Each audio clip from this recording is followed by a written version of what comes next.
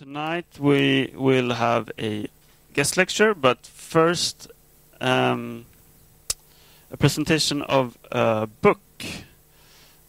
And so first I'll give the mic to Helena Mattsson, Associate Professor, and she will present the book in Swedish, and then the lecture will be in English. So, Helena. Tack. Det här blir en jättekort liten grej, men jag är jätteglad att kunna att vi har en bokrelease på denna anthology som är gjord av årskurs 2, åren faktiskt mellan 2008 och 2012, så det är ett tag sedan. Och vi har 3 av författarna i boken här ikväll.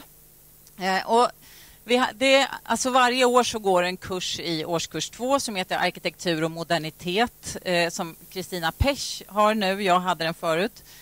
Och då skriver man en uppsats. Och vi har ju det i hela grundutbildningen. Man skriver en liten uppsats i 1:an, en lite större i 2:an och i 3:an så är det en kandidatuppsats. Och jag har kallat den här boken för Arkitektur och modernitet, precis som själva kursen heter. Och det jag tycker är väldigt kul med det här, de bidragen som är publicerade, det är att alla ifrågasätter eller vänder och vrider på både begreppet arkitektur och begreppet modernitet och hur dessa kan kombineras. Några teman som vi har igenom boken, jag kan ju visa innehållsförteckningen. Ska vi se. Det är dels relationen till staden. Ja, jag går inte igenom alla bidrag för det kanske blir lite tjatigt. Men jag säger några liksom huvudteman som finns. Så är det relation till staden. Vi har också svensk modernism och relation till konsumtion och masskultur och populärkultur. Och det finns även vissa bidrag som behandlar konkreta arkitekturprojekt. Så det är väldigt liksom stor spridning på uppsatserna. Och det är också en fri form. Alla skribenter eller alla då studenter kunde välja själva vilken form man vill skriva i. Och någonstans, det är också intressant, har det väl landat i en rätt liksom gemensam form som påminner om någon slags essäform, någonting som skulle kunna publiceras i arkitektur eller rum eller en sån, liksom, ett forum för arkitektur skulle jag säga. Och det är också spännande, för i början så brukar det handla väldigt mycket om hur ska vi skriva, vilken form och hur ser det ut och inledning och hur gör man en disposition och så. Men så ser man att när man liksom jobbar med ett ämne med en text och genomarbetar det, så har det landat liksom i relativt liknande former så, och längder.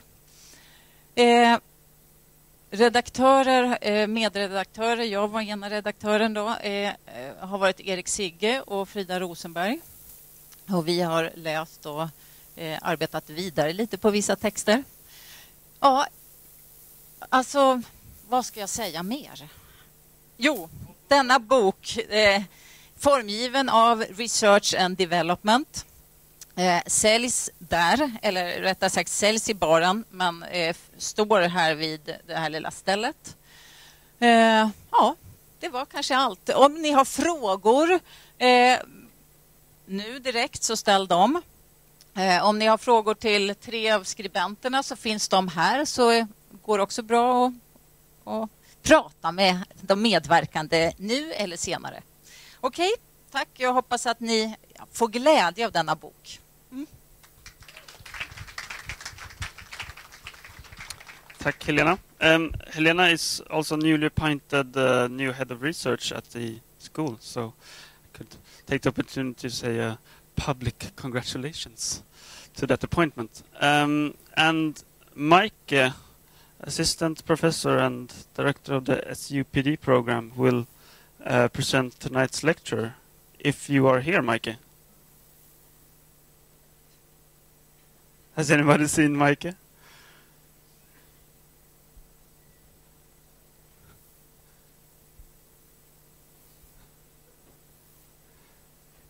Should we alarm the police or? I don't know what you do in situations like this. There she is. Okay. Okay. Yeah, so I'll just give the mic to you. Welcome. So thank you, Björn. I want to introduce David Garcia, who has become a kind of tradition for our program here at school. It's already the third year that he comes for a workshop, and now also for a public lecture. And David is principal of the practice MAP Architects in Copenhagen, and he's also the head of the Institute of Architecture and Technology at the Royal Danish Academy of Fine Arts nowadays. So he's in his work, he is concerned with research into extreme environments, and currently he's working with issues of the Dutch, the Danish coast, Greenland, the Antarctic, and in Rotterdam. So welcome, David. Extremely delighted to have you here. Thank you very much. Thank you. Is this working? Yeah? Good. Well, thank you very much for the invitation. I'm going to try and... Maybe I might put my sunglasses on if this becomes unbearable. But the title of the lecture today, Beyond the Real, picks up on as you pointed out, making a tradition of some of the workshops that I've done here today. But I wanted to overlap it with some of the activities that I both do at my practice, but also as a teacher. And the subtitle are Reflections on Spatial Actions and Perceptions, and I'll go into a bit more of depth into why I called it like this. As Mika has also pointed out, what my activities are, at the same time of being head of one of a fourth of the school, the Institute of Architecture and Technology at KTH-A, I also run a master program, which apart from keeping me very busy, it also has allowed me to continue a tradition of the past 7 years of doing a master studio dealing with this scenario. I'll go into more detail why it's called extreme environments, although you should not be fooled by the name. The intentions and the agendas are also beyond the extreme. I would say that this lecture is a journey. It's going to lack linearity, and it's going to bounce through times and mediums and different types of manifestations within the realm of architecture, but also pedagogy. So this journey into the idea of intervention, representation, and exploitation, I tried to break down into 3 areas. One which I will call the instrument and the elements, the intimate device, and the dirty lens. Let me just get some water.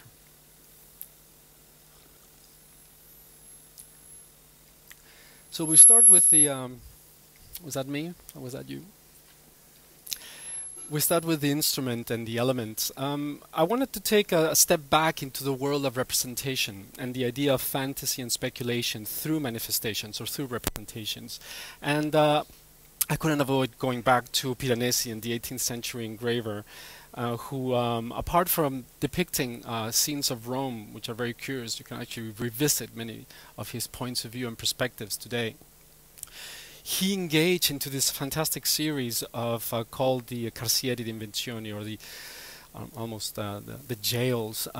One of the things that was interesting with Piranesi wasn't the fact that he speculated. These are spaces which do not exist per se.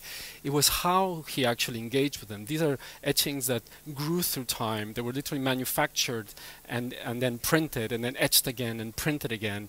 And it was this amazing history of inventoire, of spatial constructions, a collection that perhaps he would have seen through Rome as he navigated and tried to depict almost as a photographer how Rome was.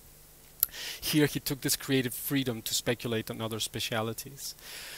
And I chose it as well because it's a fantastic topic for Emily Allchurch, and she literally reconsiders his work through a new lens, literally a new tool, the idea of the three-dimensional, the 3D work and the Photoshop, almost linking it to contemporary scenes that he collages. They could be a corner of Paris or even London, but obviously reconfigured under the lens of the Piranesi universe.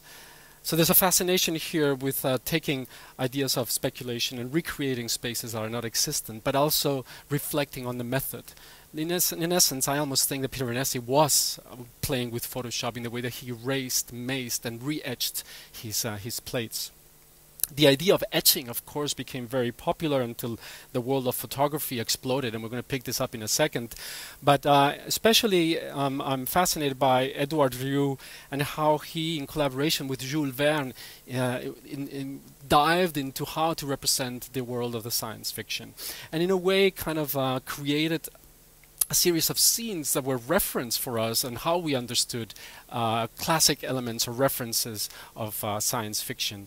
So yes, these are scuba divers walking on the bottom of the sea, but they could very easily be the first men on the moon. So this idea of the phenomena and the ephemeral and the individual engaging almost as an explorer, but also of the creation of the myth and the creation of and representation of the event, of the cataclysmic event. But even more interesting is how they try to represent ideas of the atmosphere or space through technology. So through the idea of the balloon in 5 weeks in a balloon in one of his Verne's tales, he starts to depict ideas of the climate and ideas of the extreme. So here we see the balloon twisted, and it's the balloon that it's twisting, that it's reflecting on ideas of wind speed more than the etchings themselves. And I thought this was a very interesting depiction, how suddenly a technological instrument becomes a way of manifesting what is actually natural. So it's kind of a quite a modern reflection. But also a very contemporary one, depicted by photographers like Christian Stoll, where he again takes the balloon as this idea of the myth of the lightness. But these might as well be made out of lead. They're not moving in this image, but they're actually inviting us to reflect on the ideas of levity, ideas of air. And they're absolutely real balloons, they're airships, but in the way that he's portrayed them, he almost reflects on their architectural aspect, the idea of scale. They could almost be fake. But this, of course, is not new. These images are of the US Macon and the US Akron as they were being built in the 1930s. They were American airships. What's interesting about these images is that they almost become theatrical. They're depicting the construction of something that was top technological event of the time, but in the way that they're presented, they're almost architectural elements, reflecting almost on how you would build buildings at the time, the idea of the steel and the high-rise suddenly becoming horizontal and lighter than air. So I think there's an unavoidable understanding of how this is something beyond an artifact that has to float. And in a way, I'm fascinated how these depictions of the construction become much more cinematographic, almost theater pieces of a backstage of technology. Not very much appreciated and seen at the time, but obviously today we reflect upon them with very different eyes. As an anecdote, I would say that these airships contained, in this case, helium, although normally it was hydrogen, as you know, very explosive. But these bubbles that contained the gases were actually stitched bellies. They were the bellies of cows and goats that would, literally thousands and thousands stitched together. There was no material at the time that could be elastic and robust enough to contain these very volatile gases.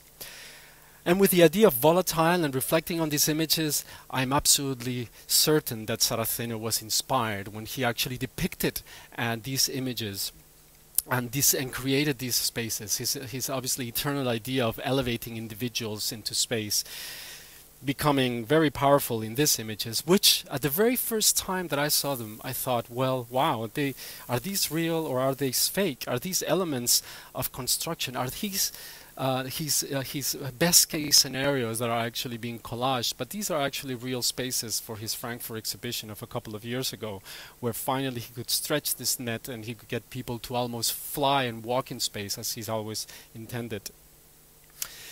Obviously, there's an idea of an ecology, the intention of creating these universes as floating universes. So this idea of the ethereal and breaking away from the gravity of the earth through technology isn't lost, and it's actually being picked up also by contemporary artists.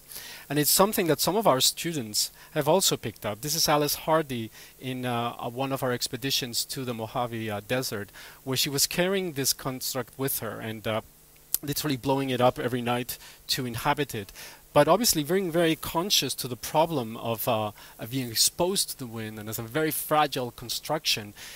She was invited to understand this as a way of navigating her own habitation, almost navigating the house.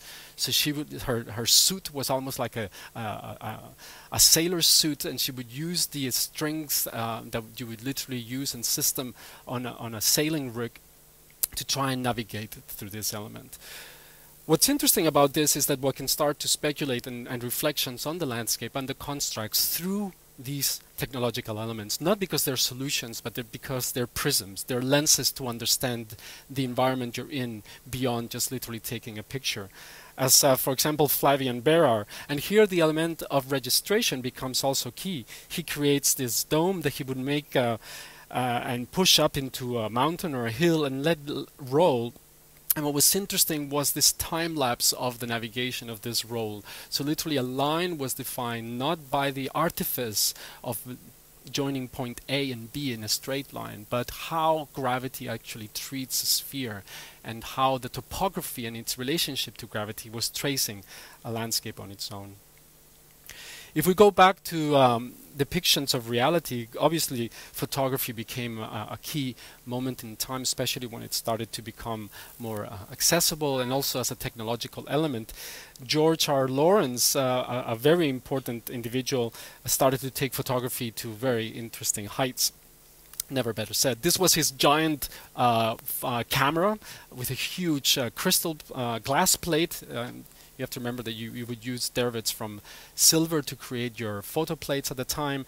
But he also started to hang these cameras in a much more sophisticated manner than perhaps before into balloons and kites that he would guide. And this became specifically key when he started to take pictures, extremely detailed pictures, of San Francisco. This is San Francisco in the 1906, but in a very specific time. This was the 1906 earthquake, a catastrophic event in San Francisco's history. It literally almost burned all of San Francisco to the ground. At this time, a moment, these images became for the first time a higher point of view, a large scale, and a very different perspective on the idea of the cataclysm and the idea of the event. Here, smoke was suddenly communicated and perceived in a very specific manner, almost like big giant clouds. But there's precedence for this, and there's actually also quite recent precedence. This is another type of cloud, but it has a very different relationship to a very different type of cataclysm, only perceivable again through the medium of the camera. And this obviously was impact. The cultural impact that these types of images had was crucial in to try to understand these relationships and these images in the global eye. Suddenly, ideas of clouds in these shapes are related to a nuclear explosion, although this one, taken by Mitch Dobroner, who depicts sky phenomena, is literally a downpour. But the first reflections that we have are of something else, and it's curious how an artificial event that impacts on a natural phenomenon makes us understand suddenly clouds much more as explosions when they're in their extreme environment or in their extreme expression, more than natural phenomena per se. And I think that that balance between what is real or what reality is perceived at is very interesting when it has been mediated and also communicated. Images like these that seem completely surreal and obviously made by Photoshop are actually not. These are lenticular lenses or lenticular clouds reflecting onto to this phenomena and that accumulate on top of mountains. And the idea of what is normal and what is real becomes challenged when suddenly so many of these phenomena can be grasped and can be spread around very quickly. Our understanding of what is acceptable or what is real suddenly starts to blur. Ideas of depicting moments in time are crucial for Alessandro Puccinelli, who engages in photography with water and air, for example. And his key element is how to freeze this architecture of constant malleability and flux into a single moment in time, again only possible through technology. And these elements have given us a very different understanding of what is stable over the potentials of space and malleable space at the same time. Even moments of kind of utter escape. This individual literally saved his life by running into the door at the last minute. Another different technique starts to treat water in a very different way. Akos Major, another photographer, starts to take water with a long exposure. Suddenly water is allowed to just move as much as it wants, so through a series of filters, but suddenly water becomes almost like concrete. It's been controlled. It's been suddenly been systematized, and it becomes a system of orthogonals instead of a fluid system. And I think that's also curious, how a system that allows us to depict reality can also be fine-tuned to malleably construct another type of reality. Although undoubtedly one can reflect on these being actually water, it takes a bit of time to start to think what kind of water is it. And it's just the fact that it's a very open shutter time that has allowed to create these very surreal points in time. Grasping reality in a second has also been aspects that we've used in our practice to study phenomena. So this was in Svalbard, where we constructed this device that would just spin a laser line, creating a slice through space. And that slice through space was only interesting because it was aimed to catch what normally wasn't very visible, especially in the long nights of Svalbard. So this is the wind and the storm pushing snow particles, and as they are sliced through space, they're caught by the laser. So this is interesting as almost as this scanner of space, this scanner of time, how you can do sections through clouds or sections through particles which are in space by a very simple system of grabbing, and actually technology aiding together with photography into that purpose.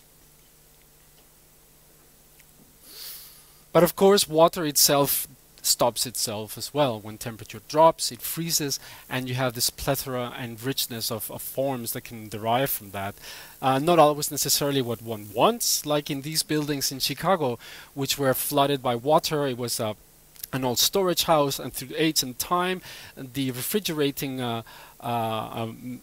infrastructure of this building has always kept running, so water has just frozen through years and years of addition. But of course, what is held to one architect is just a dream for another one. This is a student, Daniela Miller, who capitalized on cold temperatures to try and generate ice tiles. And these ice tiles were cast in Svalbard, trying to explore the light qualities of ice as a permanent feature. Instead of casting them in glass, you would just use the water and the ice around you. So the idea of crystallization has a potential that could also be explored. But of course, crystals come as well into many sizes and shapes. Quite fascinated by this image, which again casted doubts on its reality. But these are actually real caves underneath Mexico City, and they lack the air quality that one would need to breathe, so these individuals have to go with oxygen masks. But these are real size crystals that through eons have been forming in caves. And it's interesting that when spaces like these become revealed and mediated, they start to also cast doubt on previous attempts to recreate spaces like these. Suddenly what one thought was extraordinary becomes mundane, because we've discovered realities that actually compare to it or are even beyond that. So we're also fascinated how nature surprises suddenly, because technology has allowed us to reveal hidden pockets of it. Within the realm of the frozen, Camilla Seaman is a fascinating photographer into the realm of the iceberg. And I've always considered the iceberg a fascinating paradox, because it's actually water, it's actually fresh water in contrast to the salt water in which it floats, and of course the idea that these huge elements are floating in space, or sorry, in water.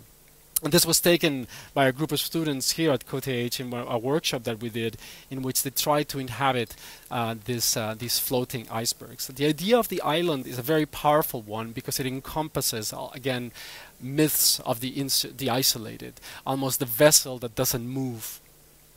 And this is actually very powerful when you start to find extreme scenarios of this. So very small islands that suddenly have become a family tradition to inhabit, and they kind of reach the limits of habitation, to what I lately call the double negative of the insular, which are these residences in Texas and Louisiana that populate. There's hundreds of these typologies in which instead of building differently, you actually are creating a kind of a ballard around your house every time there's a flood, almost yearly. So suddenly a very strange typology of the surreal is being generated because you choose to react to phenomena in a very different way instead of changing the way that we react to architecture.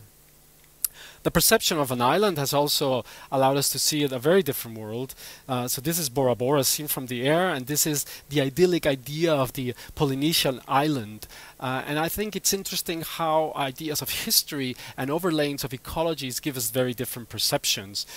This is Lady Musgrave Island in Australia, and albeit being a very beautiful island, it has a very interesting past because it has been literally the harvesting for almost a century and a half of guano.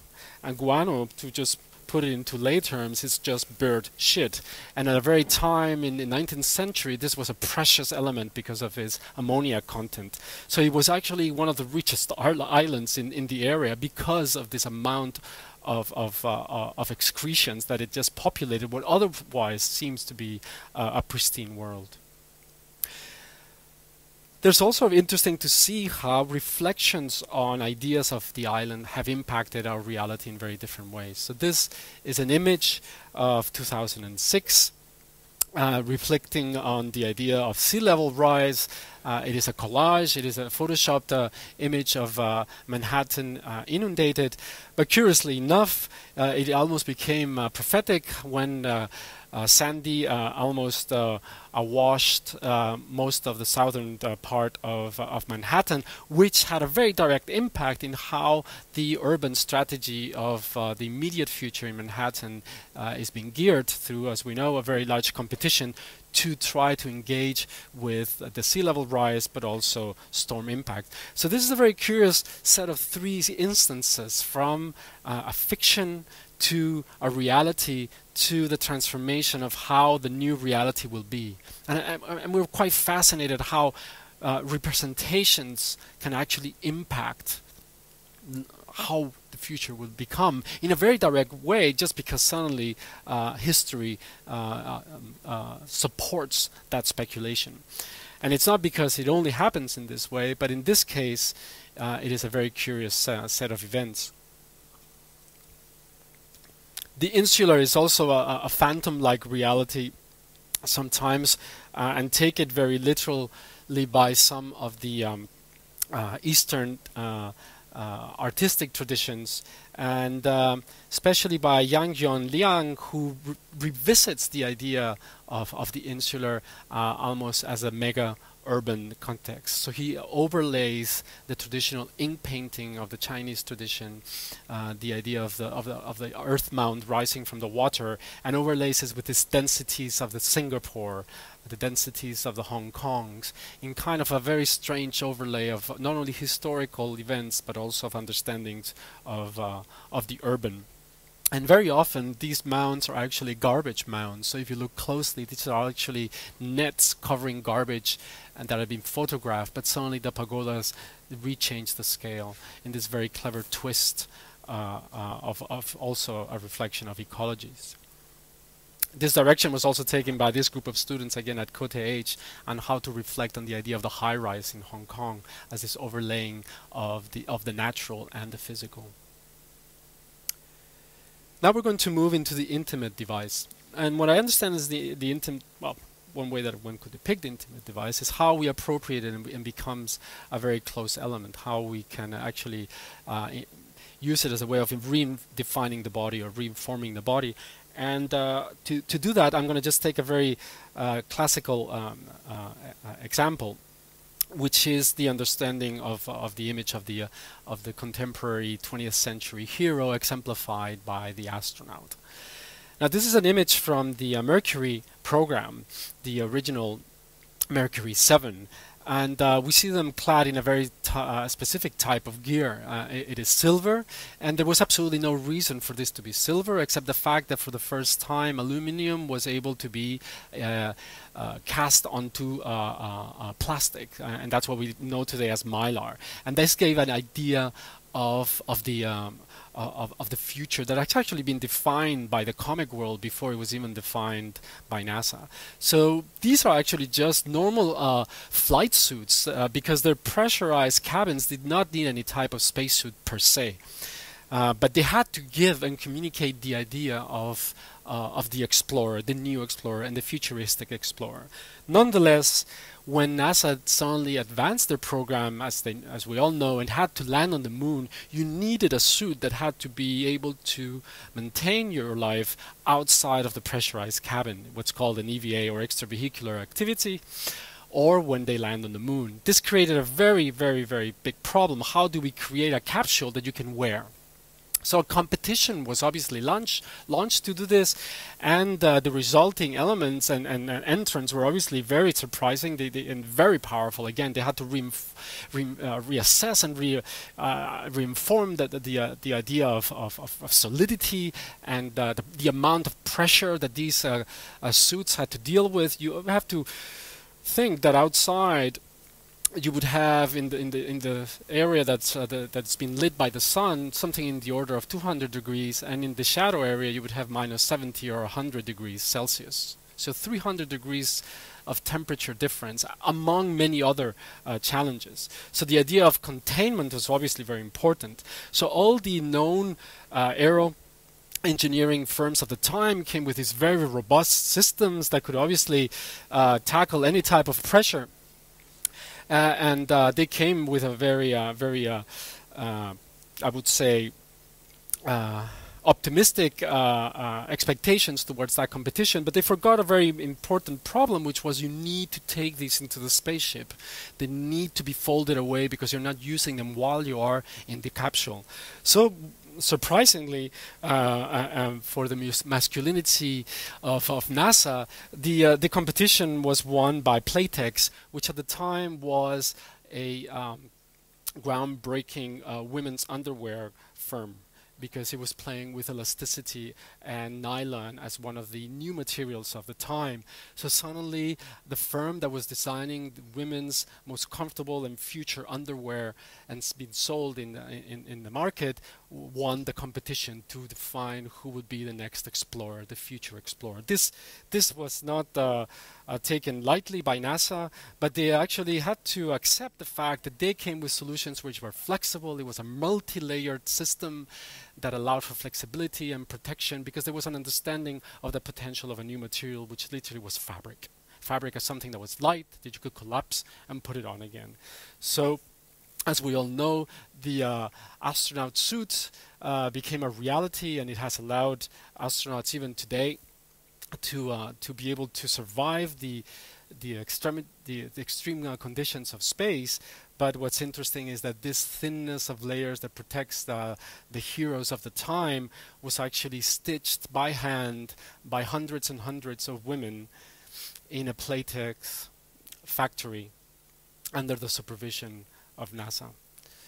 I think this interplay of gender and how technology suddenly, by chance, was in the hands of a very different group of people, and manufacturer in this case by a very specific gender, suddenly had to negotiate and collaborate with what otherwise was a very gender-based. We all recognize Tom Wolfe's The Right Stuff as a way of manifestation, you know, of the American hero of the time. So this kind of overlay and the dirty lens in this case as well is how technology was charged with gender and had to navigate into a very different context. The ideas of autonomous suit was also considered by many of our students. This is Songyang Zhou appropriating the idea of the autonomous. He is breathing into spirulina algae, which feeds CO2, which stimulates the O2 production, which he breathes again. So he was using this in our Mojave Desert expedition, reflecting on the ideas of the autonomous, reflecting on the ideas that perhaps the Earth one day might become more or less inhabitable, but also taking on very different technologies of the idea of autonomous, of the portability of creating oxygen through very different means. But if Song Yang is actually breathing life into algae to give life into his own lungs, Markus Kostan, another student, into a more recent expedition into Iceland, was actually breathing carbon dioxide into the earth. You might not know, but Iceland suffers a huge problem with regards to fertility of its territory. It's a barren land. The extreme climate and also previous attitudes towards agriculture have declined their possibility of using it as an agricultural land. So since the 50s, they had a very specific strategy of bombarding the whole of Iceland with airplanes and seeds from all over the world, something that almost no other island in the world wants to do, which is import seeds from anywhere else. They were constantly doing this to try and find seeds that would grasp.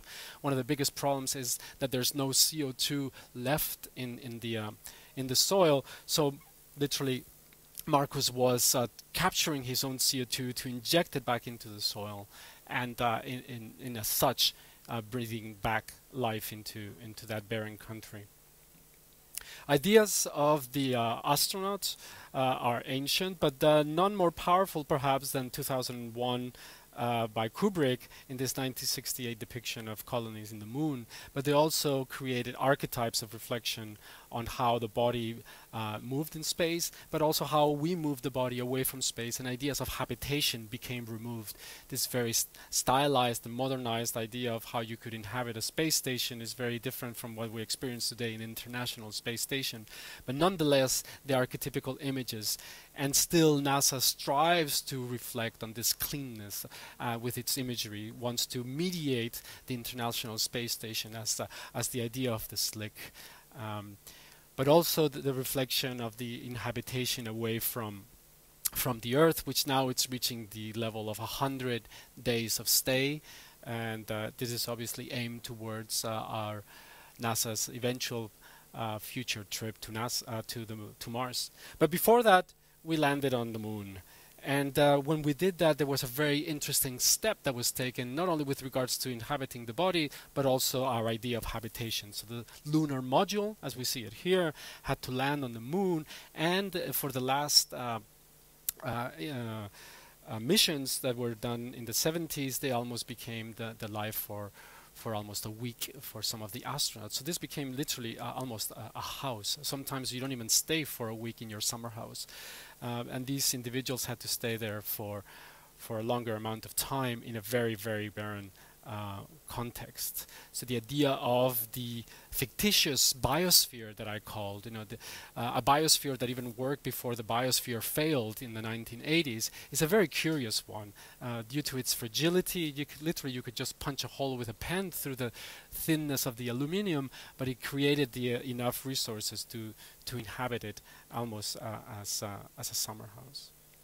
These concepts are taken by Ilkka Halslo, photographer, in a very different way, reflecting on the Earth almost as this barren context, the idea of nature as a curated intervention where he encapsulates what is obviously there into a very different frame, and by encapsulating it, kind of triggering a discussion of the capsule or ideas of permanence or even ideas of fragility. Ideas of fragility that Ivo Tidbury, also a student who took this project to Iceland and grew seeds on the facade of this capsule, which unfolded during the day to allow these seeds of micro broccoli to grow, and recoiled them during the night to capitalize on his body heat to try and let them grow, in which after 4 days they were actually blooming, and he was living into this kind of growth system, again dependent on his own heat, which obviously we all ate at the end of the day. That was his point anyway, that one could actually capitalize on forces which otherwise we disrespect. But ideas of the containment were also taken seriously by Sam Tan, a very different project which fingers itself almost like octopus fingers into the sea, trying to have this or inhabit this frontier condition, a border between the liquid and the static, in a way of understanding and investigating marine life. Again, this containment suddenly became a very special one when the tide would rise and the water would go up from these tubes almost into his rucksack and his sleeping bag. So ideas of how to navigate through these fluid conditions through containment have been taken up by several of our students. Tomiris in this case was capturing different acoustics landscapes that then she would wrap around her cubicle and replay, but because it became an archive of sounds, she could literally take it from one landscape to the other, replaying the roaring seas in the highlands of the mountain and vice versa.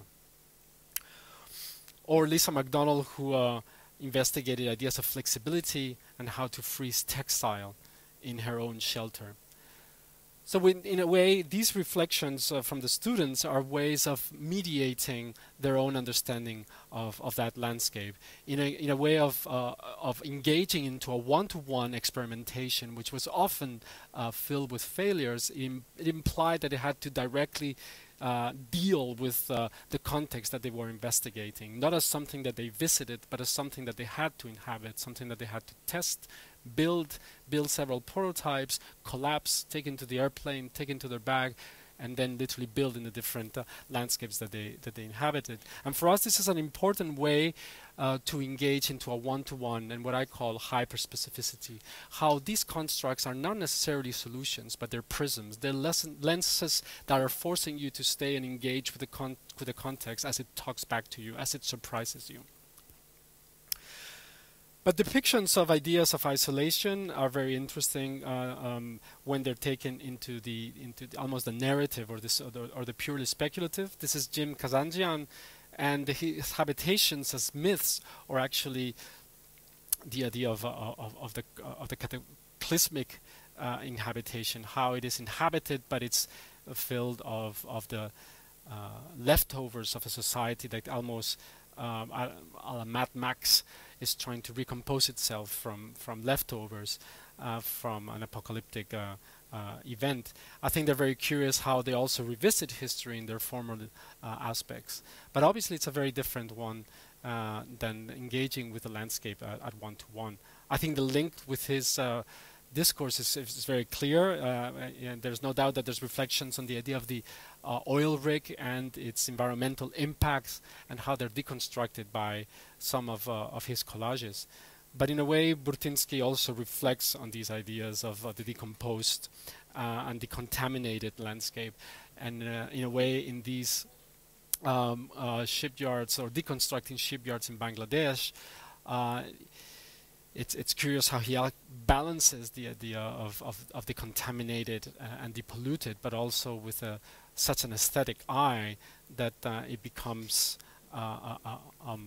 a curated element, a beauty of the deconstruction and of the polluted, which was otherwise the floating elegance of cruise ships, as we know.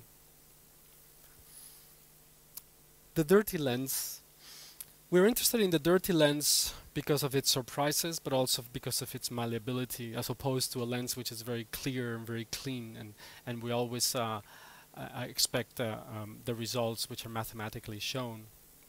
Gursky, in some of his reflections, almost seemed that they're photoshopping realities and mirroring realities, but these are actually the shipyards and container yards of some of the larger areas in Europe. And what I think this reflects on is not only that one starts to doubt on a reality because of ideas and methods used in today's visual editing methods. So the idea of copy-paste has become so embedded in our world, and when we see repetition at that large scale, it is hard to believe. And these reflections multiply the minute that you start to go up into the air and look upon the earth from above. And it becomes so powerful and has it permeated so much our culture that suddenly when you see nature act in such a way, you start to reflect whether it's artifice. So suddenly the idea of the regular, the duplicated, the symmetry, when it starts to be reflected on something as arbitrary as just the taking off of flamingos, you start to reflect whether these are actually manipulated as well. Obviously, Philippe Dujardin is an expert at this, and he's taken us through these voyages of repetition, of collage, using the real to create what's not real, but obviously creating reflections on addition, and also of doubt, where sometimes you're actually caught between the two spaces. More often than not, they become very obvious, and their reflections on the ideas of repetition or breaking repetition. But it also becomes evident in some other aspects when you literally just take one element and duplicate it forever, which again happens in China and in Hong Kong. These are real pictures by Michael Wolff of the high-rises being built daily in those contexts.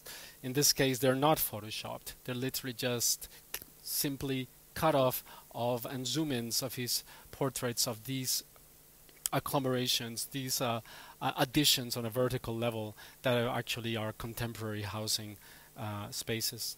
The idea of repetition becomes almost scary when you start to look at the other elements being repeated. In this case, we look at thousands of people being repeated, but this is again not a collage. They're holding on to red and other color cardboard elements in this how would I say, very curated Chinese event, to say the least, where suddenly the individual takes aspects of the physical and even architectural, if not even the urban or the mega urban. Ideas of repetition are used by science as a crucial way of capturing reality. And this is where the dirty lens wants to be very clean. This is the Super Kamiokande neutrino installation in Japan inside a mountain. This seems to be an unreal space, but it's a very real space, and it's a very expensive space. The intention is through the Chernikov glow of neutrinos passing through very clear water, and these elements trying to catch every single of those instances. You have this population of these spheres in this crystal clear sea that very few people are allowed to navigate, to kind of curate and maintain. But it's very curious how the desire to capture something as infinite and small and almost unseen in the 1 second that can pass right now, about 50,000 neutrinos have gone through your body without causing any harm or impact. We create something that has the impact to be a such scale inside a mountain. And I'm fascinated how the intention of doing something that is purely technical generates spaces that sometimes are much more magical than the intentional spaces that architects sometimes try to create, at least in my eye. Capturing light was always also the interest of Oyvind as we went to Svalbard, and his intention of capturing not only the moonlight, which was the only thing that we could see in the half month that we were there during the night, but also distant artificial light, and how the idea of the lenses could engage with that. So this kind of astrolabe was guiding rays of light and distant light to very specific points into his construction. And the fascinating aspect was that he was actually freezing alcohol to create these lenses. So the idea that there was not the clearness that he wanted aided sometimes in his results. Here we see the moon glowing, a very small element inside of his construction.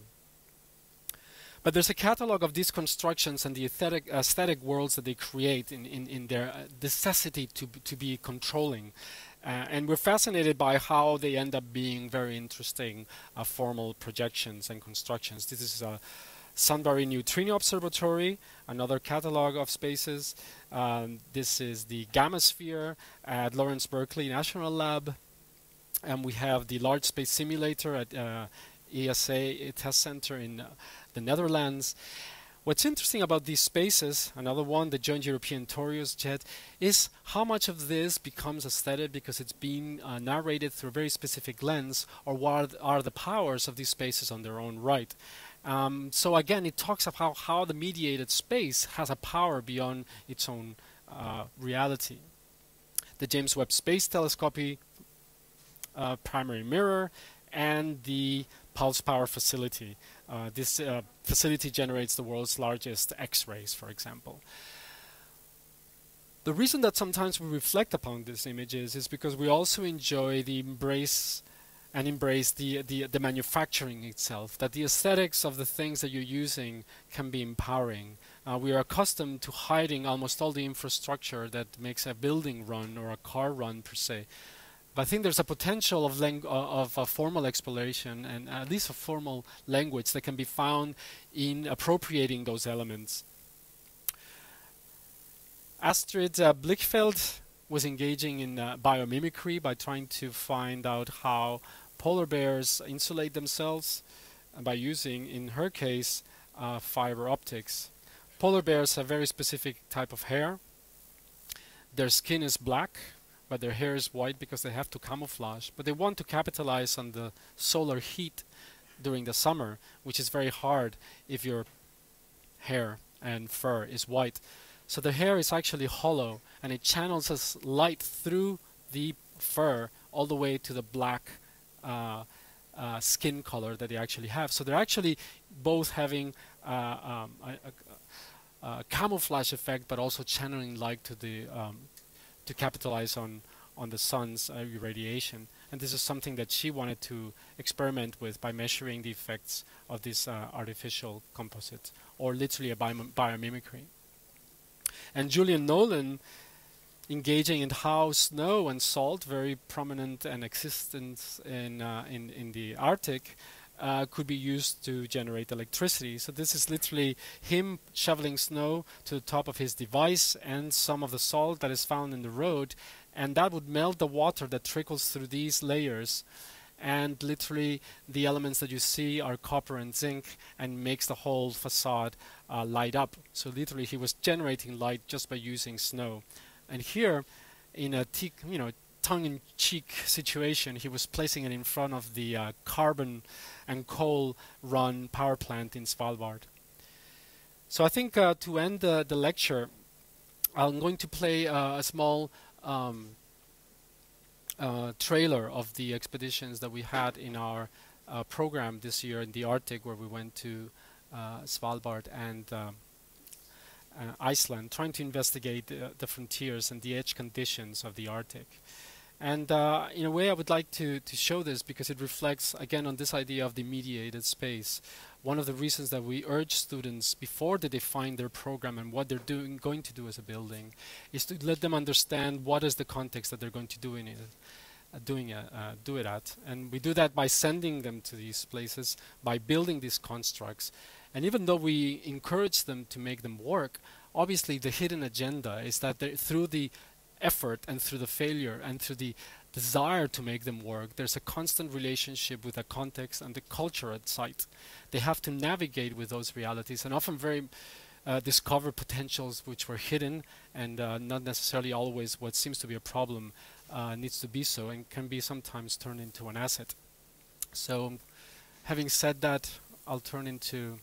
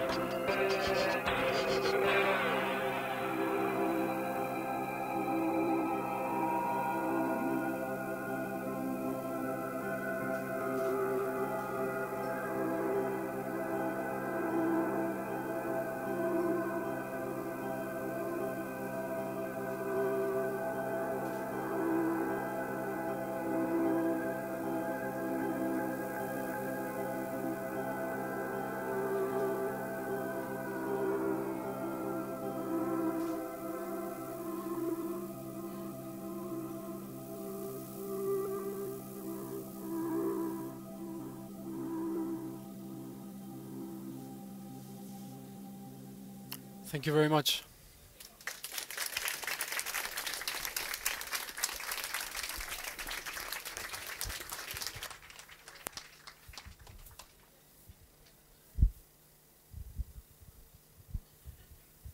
Any questions or comments for David?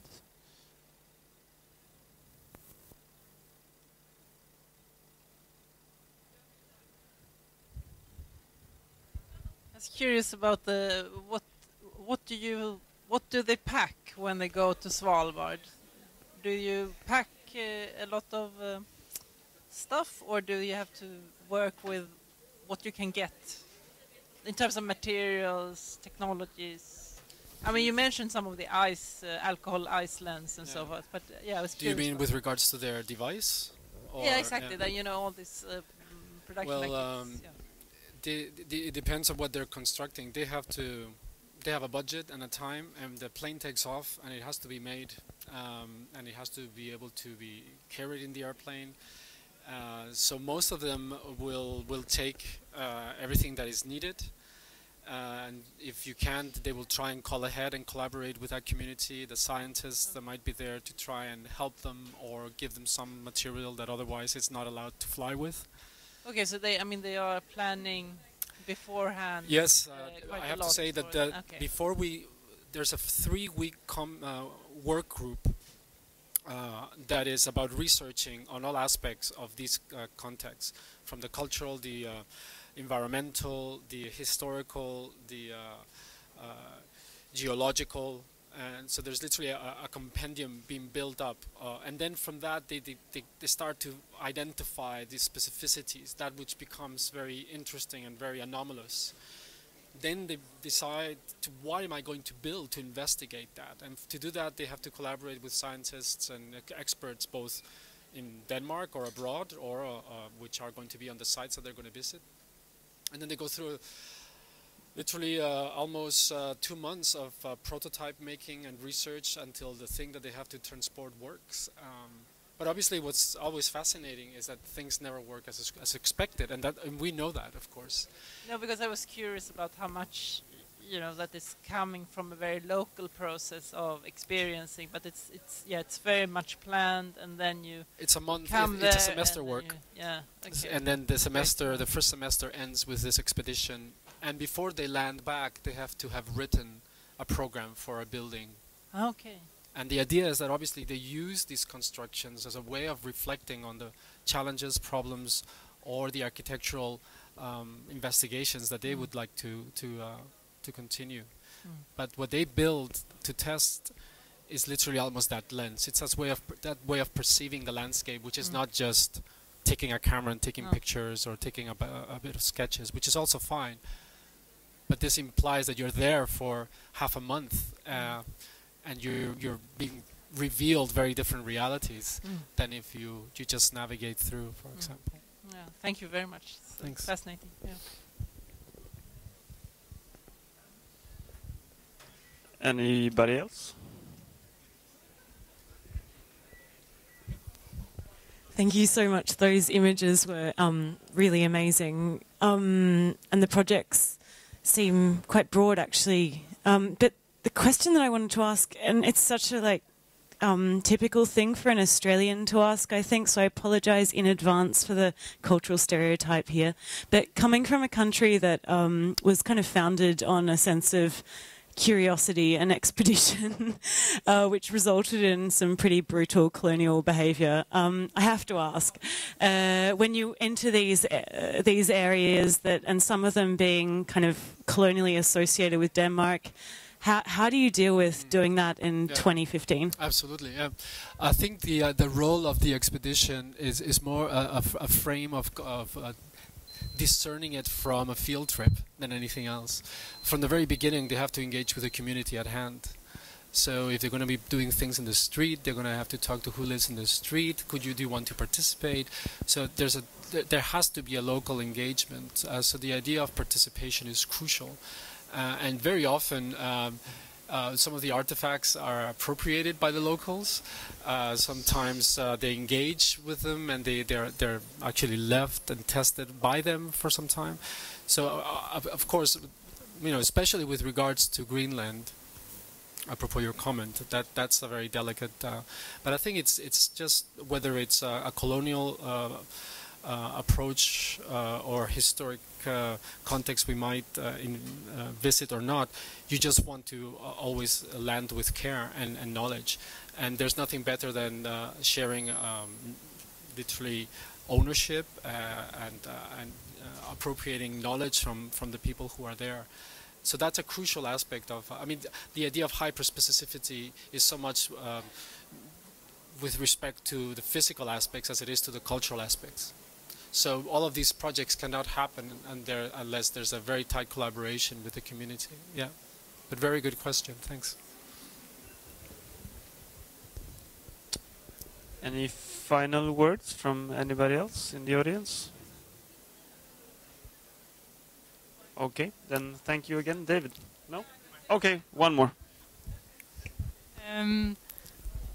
There were several things I was struck by, and one is you were talking about the mediated landscape, but one could also call it, instead of mediation, one could also speak about interpretation, because, I mean, it's not a neutral thing to mediate things in this or that way, but probably it requires certain ideas, cultural ideas. Do you feel threatened? Do you feel intrigued? I'm thinking of one of the first images you showed in these kind of isolated buildings, houses in that flooded landscape, where people were building the dams or some, these to protect themselves. What kind of, let's say, relationship to nature that expresses, and other relationships to nature where you are in a tent outside in the snow or something. But then, of course, is also a quite interesting question is to go on an expedition somewhere else. I mean, of course, for your own growth, but also for, entering a landscape you don't know, and you do not have to stay. Of course, you can sort of freely develop different things in relationship to what maybe has been developed there in a sort of vernacular sense over a very, very long time. So I find this quite interesting that you take this kind of, I mean, you really focus on the technological, you have this idea about technology, something that you come there, you can utilize, you can come from anywhere. Yeah, it's true. Although we see that any type of construction, whether it's vernacular or not, it's technology. So very often the students will engage in technologies which are vernacular, that have been lost and erased, and they actually revive them. And we're very careful with what your understanding of technology is, and that it's not a positivistic approach that says, well, your solution is an answer. For us, it's much more important that what you're taking with you, again, is this lens. It's a way of interpreting and seeing the landscape, which unavoidably is going to link you to so many other activities and realities, because you're forced to kind of engage. So that's the hidden agenda. But if you take it at face value, at the same time, we're very curious about any type of technology, and very often they're just lost solutions. We've had students literally recover the idea of growth and covering houses with grass or the local vegetation as a way of reflecting why is this working, and if it's working so well, why are they covering with aluminium again, for example. So for us, I think we are focused on technology when we look at the built construction, the built environment, because there's always a technology embedded in it, whether it's burnt brick or aluminium. But we're also very conscious of what is it that you're investigating and what is it that you're bringing. Another way of reflecting on this is that the worst that a student could do is, when they do their building, is copy-paste that technology into their building. So that very clearly becomes obvious to them. For example, Julian and his facade, what was interesting was the reflection on the constant coal flow that the power plant needs.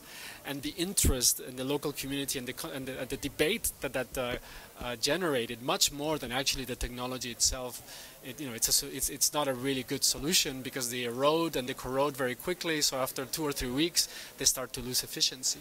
But suddenly, you could do this with snow started to generate a very series of interesting questions. So what could argue is that technology, whether it's very alien, it's generating a series of discourses from the local community that otherwise might not be generated. And that's something that always comes as a surprise. And it comes as a surprise because they're so keen on making this work that when they land, they're meeting the culture through their artifact. Sometimes I literally do think that they're just doing very different types of cameras. They're just doing cameras that take very, very long to take a picture, and they have to stay there. And what they do in a way, it's not that important as much as the fact that they have to engage with the physical and the cultural context to make these things, well, because they have the desire to make them work, I would say. But it's the feed-off of those relationships which is more crucial. Yeah. Very often some of these constructions are about looking and investigating and not so much about resolving. They're about surveying and actually charting. And as that, they're interested in both contemporary and past solutions as well. But yeah, there's the danger of this being interpreted as a very positivistic or deterministic approach to a technology as something that can solve. I think I'm much more interested in the questions that it generates.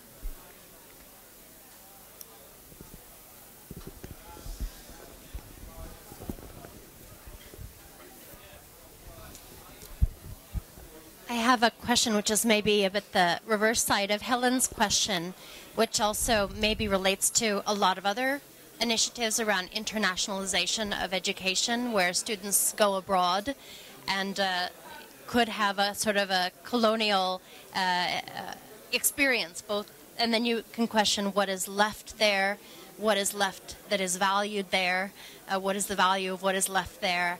But then the other reverse side of that question might be what changes the students in the way that anthropologists might have spoken about going native. What transforms the students? And do you have any experiences of what comes out of this, not only for educating the students as architects, but how this hyper-specificity somehow might change the students' dispositions to the world or to nature or to culture, or and what that might do to their career path or their future extra-disciplinary potentials? Yeah, a very, very good question. I think there's two very specific moments that we experience when we do this. One is the week before takeoff. Everything becomes very, very serious, but it's because of the desire and need to this is not a pin-up. This is something that they have to take with them, and they've invested money and a huge amount of time. There's another moment which is about halfway through the expedition, and you can just see there's a very different register. There's a very different understanding. There's a very different. It's not the same student that comes back. Never is. To use some examples, for example, this Svalbard expedition was the first half month of January. It's not the first time I was there, but it's the first time I was there where it's night. So it's not no sun. It's just half a month of night, no light, but artificial light far away in the town. With the added problem of the polar bears means that you just don't see anything. So when I was out with the students, I had to carry a rifle, a loaded rifle. You have to. The governor doesn't allow you to leave the town without a loaded rifle with live rounds. This was about, at the edge of what I accept as an individual. I was forced to kind of shoot when I was in the military service, God knows how many years ago, but I've never thought I would have to actually do this, but it was necessary. It was way too irresponsible not to do this. This created a very, very specific atmosphere. The idea of the immediate danger and the way of navigating with the wild with such proximity. 3 weeks before we landed, a polar bear had just walked through the middle of Longyearbyen, and then the police kind of scare it off. So the very set of requirements and rules that you have to deal with. But to give you an example, this changed the mood. They weren't afraid. They were just very aware. There was a very there was a very direct relationship that suddenly was established with the locals, a very direct relationship with the idea of the wild and the idea of the urban, and where that frontier meets the idea of protection, which we normally have. But it also meant that we had to change our language. So I would daily do the video and the photography, but my normal lingo would be, I'll shoot you at 9:30 and I'll shoot you at 10:30. I couldn't get myself to say shoot you anymore, because I was carrying a rifle with live rounds in my back all day. So literally almost the way that we related ourselves to our everyday ritual, and suddenly gave a very different understanding of how the locals engage the children that go to kindergarten, right? So that's just a very small example of a plethora of realities that they were experiencing as literally as individuals, beyond the fact that they were architect students or not. And what happens when you come back and the ideas that they reflect upon when they're thinking of design were not audible when they were reflecting on architectural discourses before we took off.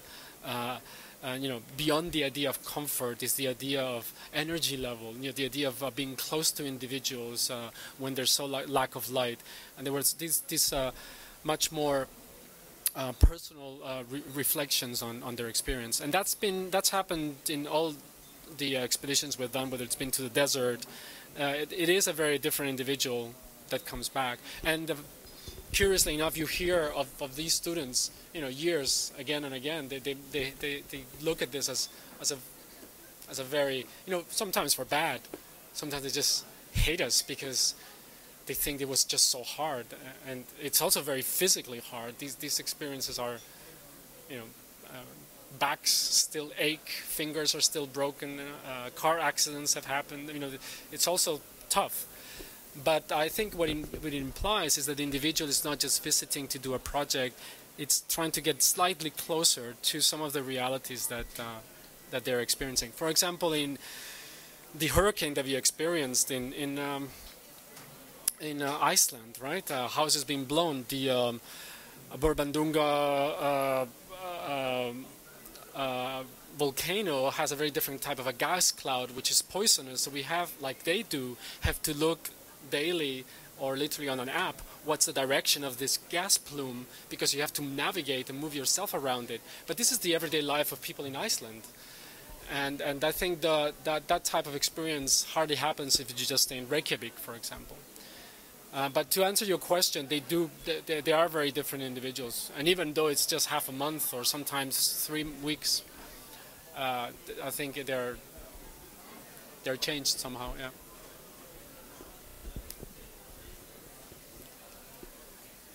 Great, thank you very much.